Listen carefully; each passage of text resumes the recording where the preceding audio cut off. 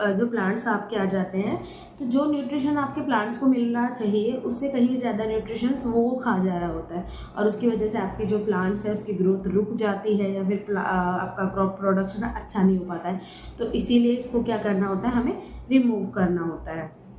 इसके लिए वीडिसाइक्टिक भी यूज़ होते हैं, और वीडिंग इसे कहते हैं कि वीडिंग मतलब जिसमें हम जो अनवांटेड प्लांट्स हैं उसको उखाड़ करके फेंक देते हैं या अलग कर देते हैं, ताकि जो न्यूट्रिशंस है वो हमारे प्लांट्स को ही मिल पाए, अनवांटेड प्लांट्स को नहीं। ठीक है, तो ये होता है प्रोटेक्टिंग फ्रॉम वीड्स। उसके बाद में हमारे पास में अभी तक हम लोग जो है डिस्कस कर चुके हैं प्रिपरेशन ऑफ सॉइल, देन उसके बाद में sowing, and then adding manure और fertiliser, and irrigation, and fifth was that अभी हमने जो डिस्कस किया लास्ट, वो हमने डिस्कस किया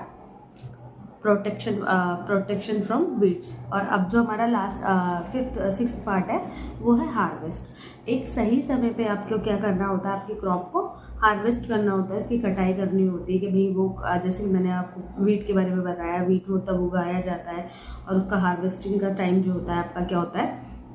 मार्च शुरुआत, या फिर कई बार धूप अच्छी है तो शुरुआत में और अच्छी नहीं है तो मार्च के लास्ट तक उसको हमें क्या करना होता है, हार्वेस्ट करना होता है।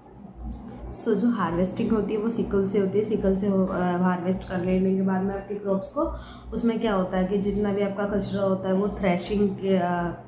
थ्रेशर आपने सुना भी होगा, थ्रेशर मशीन होती है, थ्रेशिंग के थ्रू उसमें क्या करा जाता है, जितना भी जो आपकी फसल के अलावा उसके अंदर जो वेस्ट मटेरियल है उसको अलग कर दिया जाता है, और अलग करने के बाद भी वो एनिमल्स के लिए यूज़ हो जाता है। या फिर अगर आपका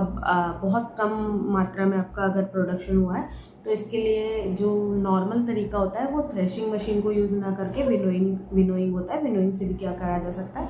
वो फटकार के और छटकार करके आपके कचरे को अलग किया जा सकता है आपके अनाज के साथ में। ये आपका स्टोरेज था, आई मीन टू से हार्वेस्टिंग था। और उसके बाद में अब जो लास्ट है हमारे पास में, लास्ट पॉइंट है हमारे पास में स्टोरेज, कि हम लोगों को स्टोर कैसे करना होता है हमारी क्रॉप्स को। तो पहली बात तो ये कि जहाँ भी आप अपने क्रॉप्स को क्या करने वाले हैं, आपकी फसल जो भी है उसको स्टोर करने वाले हैं, वो जगह साफ़ होनी चाहिए। ठीक है, वहाँ पे नमी नहीं होनी चाहिए, वो बहुत बिल्कुल सूखा होना चाहिए। और जैसे कि कीड़े लगने का बहुत डर होता है, तो कीड़े लगने के लिए कुछ आप तो जैसे कि दवाइयाँ भी आ गई है, मेडिसिन